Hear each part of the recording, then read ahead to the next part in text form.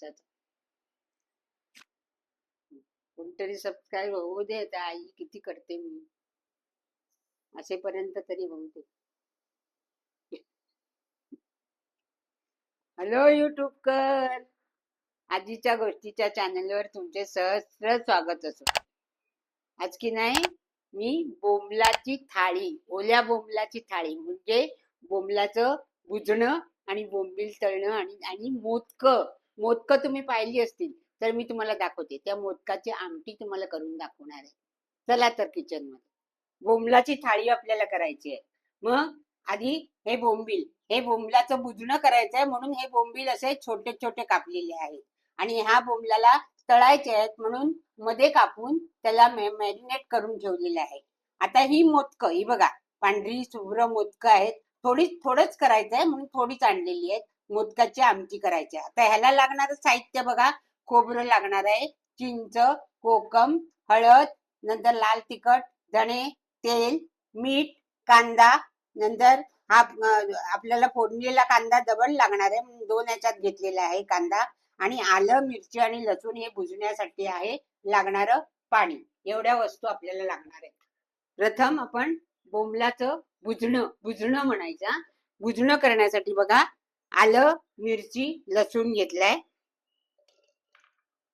नंतर खोबरं, थोडा कांदा एवढं वाटायचं. हे मी वाटून आणते आणि मग तुम्हाला दाखवते. हे बघा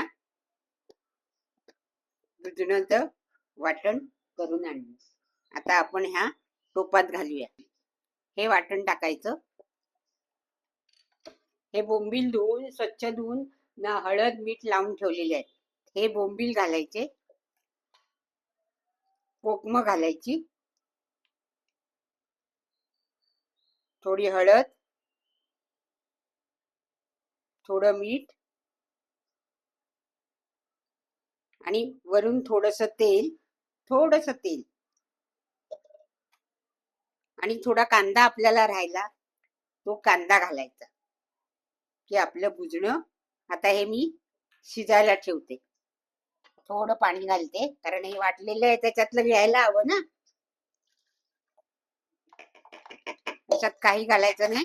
हे असंच शिजत ठेवायचं. त्याला बोंबलाचं भुजणं म्हणतात. हे मी गॅसवर ठेवते. हे बघा हे सगळं असं करून त्याला 2 उकळी उकाळी द्यायची. ही मोदकं आहे त्याची आमटी करायची. त्याला काय घ्यायचं बघा. खोबरं, कांदा उभा कापलाय, नंतर धणे, लाल तिखट. आपल्याला तिखट किती कसं हवंय त्याप्रमाणे आपण तिखट टाकायचं. नंतर हळद,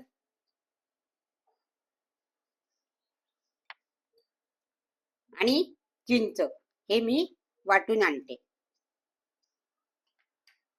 आणि मग फोडणीला देते.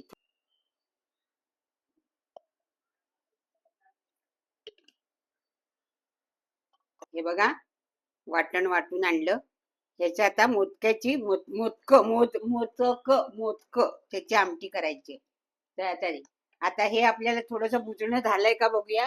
हे बघा भुजणं झालेलं आहे. हे बघा बोंबील जास्त शिजवायचे नाही, नाहीतर बोंबील एकदम गळून जातात म्हणजे विरळ होतात म्हणजे विरतात.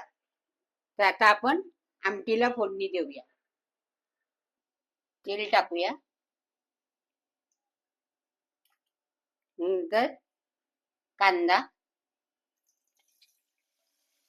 जरा लालसर झाला की हे वाटण टाकायचं. मोदकं चांगली धुवून मॅरिनेट करून हे हळद मीठ लावून ठेवलेली आहे. जरा लालसर होऊ दे कांदा. छान लागते आमटी. घरी तुम्ही जरूर करून बघा. ही मोदकं खायला खूप दिसतात, साफ करायला खूप वेळ जातो पण खायला अतिशय खूप अप्रतिम छान लागतात. म्हणजे खूपच छान लागतात ही मोदकं. मी थोडीच घेतलेली आहे ही. कांदा चांगला लालसर झालाय. आता हे वाटण टाकूया.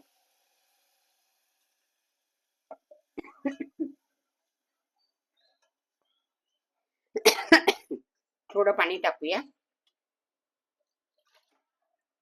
थोडी उकळी आली की मग मोदकं टाकायची आणि मीठ टाकायचं की आपली आमटी पण तयार होईल. आमटी उकळलीये. आपण हे बघा, मोदकी बघा किती छान पांढरी आहेत. ही मोदकी घालूया आणि थोडं मीठ.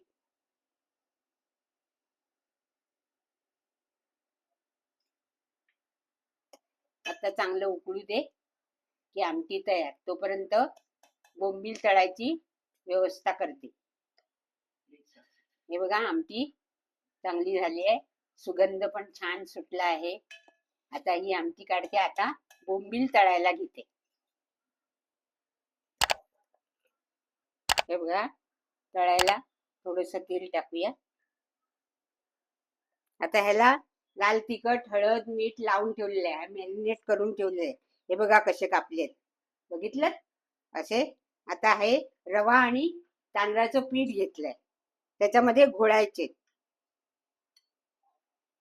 रवा आणि तांदळाचं पीठ हे बघा चांगलं लावायचं आणि गॅस मंद करायचा, म्हणजे ते कुरकुरीत होतात.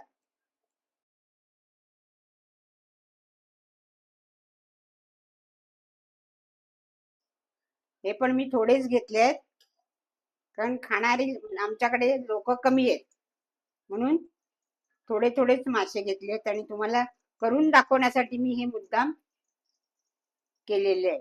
हे बघा, आता एकदम मंद गॅसवर तळायचा आणि रवा आणि हे चांगलं लावायचं. आताच सुगंध खूप सुटलाय बघा. वा वा, तोंडाला पाणी सुटलं. मंद करायचा गॅस. आता हे असे खरपूस तळून दाखवते आणि तळते आणि तुम्हाला नंतर बोंबलाची थाळी करून दाखवते. हे एकदम नाजूक असतात हा बोंबील. आता थाळी करून दाखवते तुम्हाला. हे बघा, बोंबील झालेले आहेत. आता मी तुम्हाला थाळी करून दाखवते.